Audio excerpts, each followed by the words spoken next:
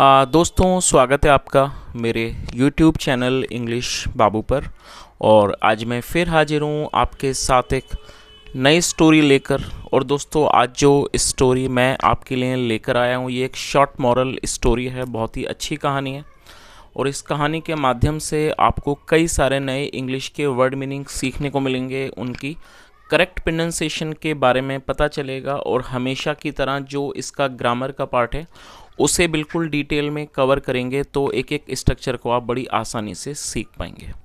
और दोस्तों इसके अलावा मैं आपको यहाँ कुछ बताना चाहूँगा कि आप में से कई लोग बोलते हैं कि सर आप कोई NCERT की बुक में से भी स्टोरी लेकर आइए। तो दोस्तों आज दिन में जो मैंने एक वीडियो अपलोड किया था, तो उस वीडियो के अंदर मैंने NCERT की जो छठी क्लास की इंग्लिश की स्टोरी बुक है वहीं से मैंने एक स्टोरी ली थी।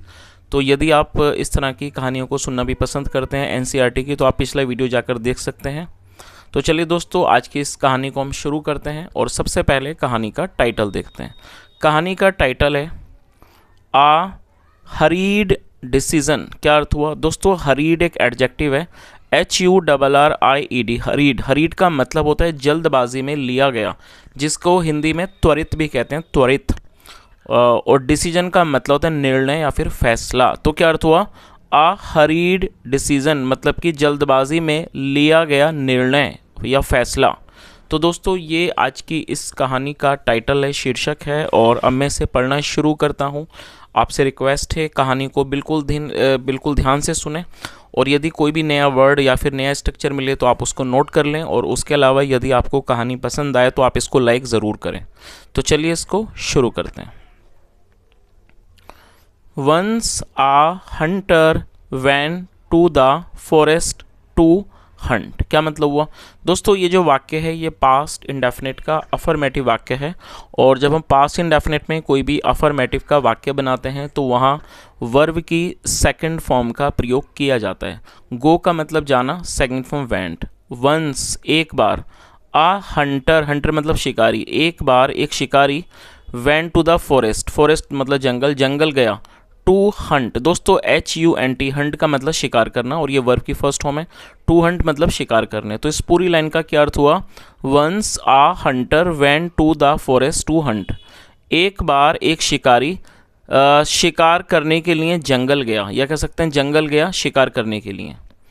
He was accompanied by his faithful dog. क्या अर्थ हुआ दोस्तों? ये जो वाक्य है ये सिंपल पास्ट का वाक्य है। सिंपल पास्ट का मतलब होता है जब हम पास्ट में कोई ऐसा वाक्य बनाते हैं जहाँ पर वॉज या वर्ब का यूज़ किया जाता है, साथ में नाउन एडजेक्टिव को लेकर वाक्य बनाया जाता है। इस तरह के वाक्यों में कभी भी किसी भी वर्ब का प्रयोग नहीं किया जाता है, तो इस तरह के वाक्यों को नो एक्शन सेंटेंस भी कहा जाता है। तो क्या अर्थ हुआ?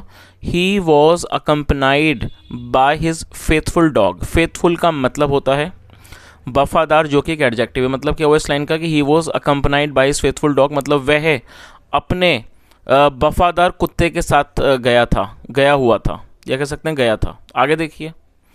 As they were going through the forest they saw a snake and a mongoose fighting. क्या मतलब हुआ? एज दे वर गोइंग दोस्तों दे का मतलब होता है वे या फिर वे लोग। जब सब्जेक्ट में एक से अधिक लोग शामिल होते हैं तो दे का प्रयोग किया जाता है, जो कि एक प्लूरल नाउन है, जिसकी हिंदी होती है वे या फिर वे लोग। तो क्या अर्थ हुआ? As they were going through the forest. और ये जो वाक्य है ये पास्ट कॉन्टिन्यूस का वाक्य है। पास्ट कॉन्टिन्यूस मतलब जब हम पास्ट में कोई ऐसा वाक्य बनाते हैं जहाँ वाक्य के टेल पर रहा था, रही थी, रहे थे जैसे शब्द आता है, जैसे वह खेल रहा था, वह दौड़ रहा था, इस तरह के वाक्यों को पास्ट कॉन्टिन्यूस का वाक्य कहा जाता है, जहाँ पर वॉज या वर्ब का प्रयोग किया जाता है हेल्पिंग ऑफ के रूप में, साथ में वर्ब की फोर्थ फॉर्म लगाई जाती है। यदि हमारा subject I, he, she, it और सिंगुलर होगा तब हमें वॉज का यूज़ करना है। लेकिन यदि सब्जेक्ट वी, यू, दे या फिर प्लूरल नाउन होगा तब हमें वर्ब का यूज़ करना होता है। तो यहाँ ये जो सब्जेक्ट है वो दे एक प्लूरल है, प्लूरल के साथ में वर्ब का प्रयोग किया गया और साथ में वर्ब की फोर्थ फॉर्म। और गोइंग थ्रू का मतलब कहीं से होकर गुजरना। तो क्या अर्थ हुआ? As they were going through the forest मतलब कि जैसे वो जंगल से होकर गुजर रहे थे।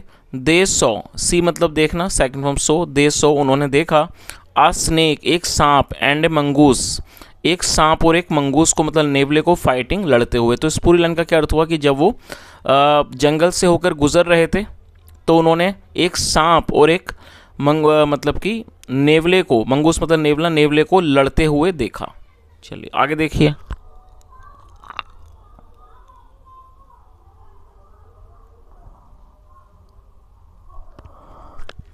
The Hunter and his dog stood still and watched the bloody fight for a few minutes. क्या अर्थ हुआ? The Hunter and his dog stood still. दोस्तों ये जो वाक्य है ये भी पास्ट इंडेफिनिट का अफर्मेटिव वाक्य है, जहां वर्ब की सेकंड फॉर्म का प्रयोग किया जाता है। STAND, स्टैंड का अर्थ होता है खड़े होना, सेकंड फॉर्म में स्टूड। और यहाँ जो ये स्टिल है दोस्तों, इसके कई सारे मतलब होते हैं, लेकिन यहाँ पर इसको एडजेक्टिव के तौर पर प्रयोग किया गया है। STILL, स्टिल का मतलब होता है अभी भी या फिर भी। और यदि आप इसको एडजेक्टिव के तौर पर प्रयोग करेंगे तो इसका मतलब हो जाएगा स्थिर, मतलब कि जब व्यक्ति ना हिले ना डुले, मतलब जब व्यक्ति हिलता डुलता नहीं है, एक जगह स्थिर रहता है, तो उसको भी स्टिल कहा जाता है। आपने ज़रूर सुना होगा स्टिल फोटोग्राफी, जिसका मतलब होता है कि जब आप किसी पिक को लेते हैं तो उसे स्टिल फोटोग्राफी कहा जाता है, क्योंकि उसके अंदर जो ऑब्जेक्ट है वो हिल नहीं रहा होता, इसी कारण उसको स्टिल फोटोग्राफी कहा जाता है। चलिए तो इस वाक्य पे आते हैं। क्या अर्थ हुआ? The Hunter and his dog stood still, मतलब जो शिकारी और था और उसका शिकारी और उसका कुत्ता स्टूड स्टिल, वो मतलब एक जगह थम कर या कह सकते हैं स्थिर होकर खड़े हो गए। And watched the bloody fight. Watch का मतलब होता है किसी चीज़ को बड़े ध्यान से देखना। वॉच्ड, उन्होंने देखा, क्या देखा? द ब्लडी फाइट, इस खूनी संघर्ष को, इस खूनी लड़ाई को देखा। फॉर ए फ्यू मिनट्स, कुछ मिनटों तक। तो इस पूरी लाइन का क्या अर्थ निकला कि शिकारी और उसका कुत्ता मतलब स्थिर खड़े हो गए और उन्होंने इस खूनी संघर्ष को, इस खूनी लड़ाई को कुछ मिनटों तक देखा। समटाइम्स मतलब कि कई बार। The poisonous snake would raise his head and strike at the mongoose. क्या अर्थ हुआ? समटाइम्स, कई बार। द पॉइजनस स्नेक, पॉइजनस को यहाँ एडजेक्टिव के तौर पर प्रयोग किया गया, जिसका मतलब जहरीला, मतलब कई बार जो जहरीला सांप था। Would raise his head, raise का मतलब उठाना, वुड रेज हिज हेड, वो अपना सर उठाता। And strike at the mongoose, strike मतलब हमला करना, and strike at the mongoose, और वो मतलब कि नेवले पर वार करता। तो इस पूरी लाइन का क्या अर्थ हुआ कि कई बार जो जहरीला सांप था वो वुड रेज हिज हेड, वो अपना सर उठाता, and strike at the mongoose, और वो नेवले पर वार करता। एट अदर टाइम्स, और कई मतलब कि अन्य बार, मतलब कई बार। The mongoose would strike the snake, मतलब कई बार जो मंगूस था, नेवला था, वुड स्ट्राइक द स्नेक, वो सांप पर हमला करता। चलिए आगे देखिए।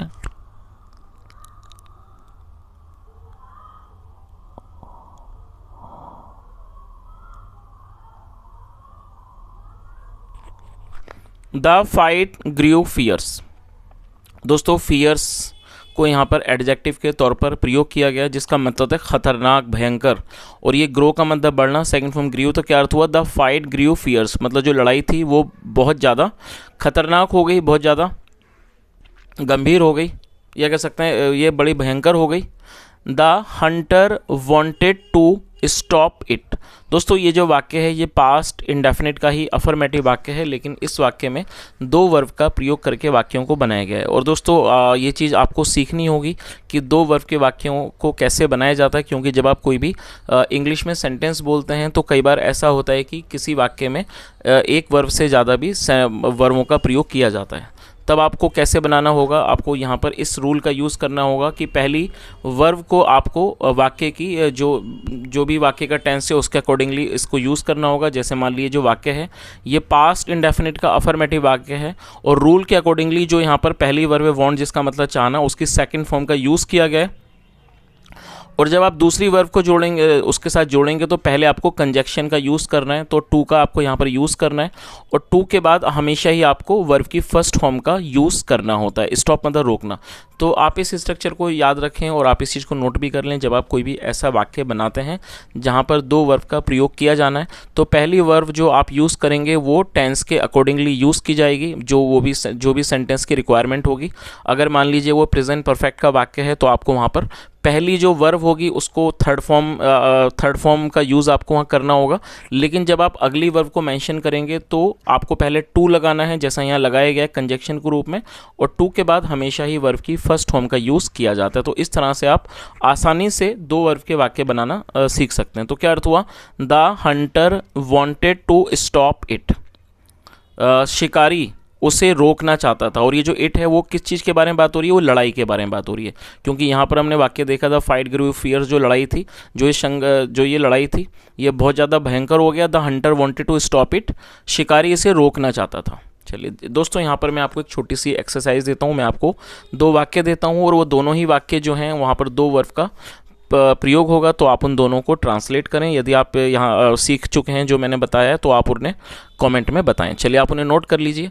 पहला वाक्य पास्ट इंडेफिनिट का ही है, जैसा ये वाक्य था। वाक्य है वह डॉक्टर बनना चाहता था। आई रिपीट द सेंटेंस, वह डॉक्टर बनना चाहता था। अब दूसरा दोस्तों मैं एक और वाक्य आपको देता हूँ, वो भी दो वर्ब वाला होगा लेकिन वो प्रेजेंट इंडेफिनिट से होगा। वाक्य को आप नोट कर लीजिए। वह खेलने आता है। आई रिपीट द सेंटेंस, वह खेलने आता है। यहाँ भी दो काम हो रहे हैं, आने का और खेलने का। तो दोस्तों मैंने आपको दो वाक्य दिए हैं और दोनों ही वाक्यों के अंदर आपको दो वर्ब का यूज़ करना है और आप इन्हें ट्रांसलेट करें और कमेंट में शेयर करें। चलिए आगे देखते हैं। सो इसलिए ही एम्ड हिज गन। दोस्तों AIM, एम का मतलब आपने एम का मतलब जरूर सुना होगा। एम का मतलब होता है किसी भी तरह का लक्ष्य, और ये वर्ब है। उसके अलावा ये नाउन है और उसके अलावा इसे वर्ब के रूप में ही प्रयोग किया जाता है। इसका मतलब होता है निशाना लगाना, निशाना साधना। सेकंड फॉर्म है एम्ड। तो ये पास्ट का अफर्मेटिव वाक्य है, इसलिए सेकंड फॉर्म का यहाँ पर प्रयोग किया गया। तो क्या अर्थ हुआ? सो इसलिए ही एम्ड हिज गन, इसलिए उसने अपनी गन से, अपनी बंदूक से निशाना लगाया। एंड शॉट, शूट मतलब किसी पर गोली चलाना, second form shot. And shot the mongoose, और उसने मंगूस को, नेवले मतलब नेवले को गोली मार दी। Dead, shot the mongoose dead मतलब नेवले को गोली मारकर मार दिया।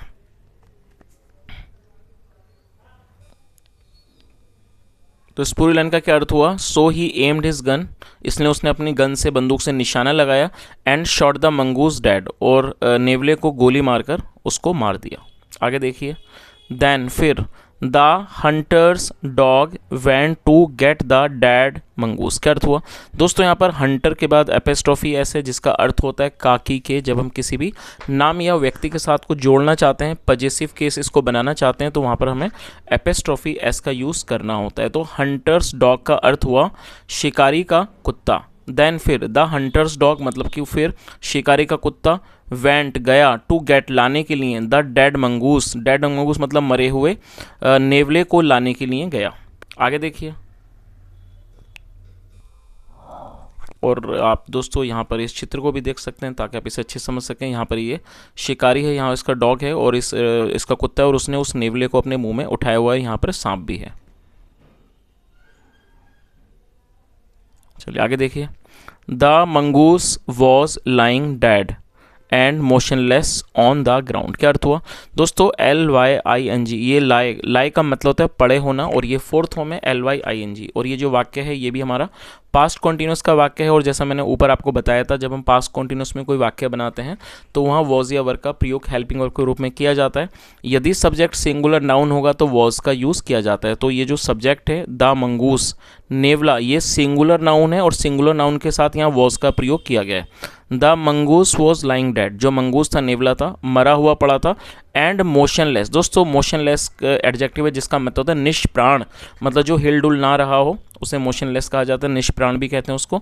वो क्या, तो इस पूरी लाइन का क्या अर्थ हुआ कि the mongoose was lying dead and motionless on the ground, मतलब कि जो मंगूस था, नेवला, वॉज लाइंग डेड, वो मरा हुआ पड़ा था। एंड मोशनलेस, और मोशनलेस मतलब कि बिल्कुल स्थिर पड़ा था, मतलब उसमें कोई प्राण नहीं थे, निष्प्राण पड़ा था। ऑन द ग्राउंड, ज़मीन पर। The dog picked the dead mongoose, pick का मतलब होता है उठाना, सेकंड फॉर्म पिक्ड। तो क्या अर्थ हुआ? और ये पास्ट का अफर्मेटिव वाक्य है। The dog picked the dead mongoose मतलब कुत्ते ने मरे हुए नेवले को उठाया, इन हिज माउथ, अपने मुंह में उठाया। But the poisonous snake bit him, और दोस्तों ये भी पास्ट का अफर्मेटिव वाक्य है और आप इसकी वर्ब को नोट कर लीजिए। BIT, बाइट का मतलब होता है काटना, सेकंड फॉर्म होता है बिट। तो क्या अर्थ हुआ? बट लेकिन the poisonous snake bit him, लेकिन जो जहरीला सांप था उसने उसे काट लिया, जहरीले सांप ने उसे काट लिया। The dog died on the spot, और डाई मतलब मरना, DIE, और सेकंड फॉर्म में डाइड। तो क्या अर्थ हुआ? The dog died on the spot मतलब कुत्ता वहीं के वहीं मर गया। द हंटर थॉट, THIN के थिंक मतलब सोचना या फिर लगना, और सेकंड फॉर्म है थॉट। तो क्या अर्थ हुआ, द हंटर थॉट मतलब शिकारी ने सोचा, oh I was wrong in killing the mongoose. तो उसने कहा I was wrong in killing the mongoose, मतलब मेरा जो मंगूस को मारना, मतलब कि नेवले को मारना गलत था, गलती थी। The enemy was the snake not the mongoose, जो एनिमी था, जो मतलब कि दुश्मन था, वो सांप था, नॉट द मंगूस, नेवला नहीं। तो दोस्तों ये आज की एक छोटी सी कहानी थी अच्छे से मॉरल के साथ। जैसा हमने कहानी के अंदर पहले ही देखा था, जो कहानी का मॉरल था वो था अ हरीड डिसीजन, मतलब जल्दबाजी में लिया गया फैसला। और जैसा हमने कहानी के लास्ट में देखा कि जो शिकारी था उसने बड़ी ही जल्दबाजी में फैसला लिया और उसने उस नेवले को मार दिया जो कि दुश्मन नहीं था, और अंत में उसे अपने कुत्ते से भी हाथ गंवाने पड़े और उसका कुत्ता भी इसी चीज़ में चला गया, उसके सिर्फ एक गलत डिसीजन की वजह से जो उसने जल्दबाजी में लिया गया था। तो दोस्तों इस कहानी का जो मॉरल है वो यही है कि जब भी हम कोई निर्णय लें, फैसला लें, तो उसे हमें कभी भी किसी भी तरह की जल्दबाजी में नहीं लेना चाहिए। तो ये आज की कहानी थी। यदि कहानी अच्छी लगी हो, मेरा पढ़ाने का प्रयास आपको अच्छा लगा हो, तो आपसे रिक्वेस्ट है वीडियो को ज़रूर लाइक करें, शेयर करें, चैनल को सब्सक्राइब करें। कोई सुझाव हो तो बताएं। और दोस्तों उसके अलावा आप लोगों में से मैंने देखा कई बार आप लोग कमेंट में बताते हैं कि आप NCERT की बुक लाइए। तो दोस्तों अब मैंने इस तरह की स्टोरीज़ को कवर करना शुरू कर दिया है। और जैसे मैंने आपको बताया, आज जो मैंने पिछला वीडियो अपलोड किया था दिन में, वो भी एक NCERT की किताब से ली गई कहानी थी। तो आप एक बार उसे ज़रूर जाके देखें और कैसे लगी आप उसको बताएं। सुनने के लिए thank you so much. Have a nice day and bye.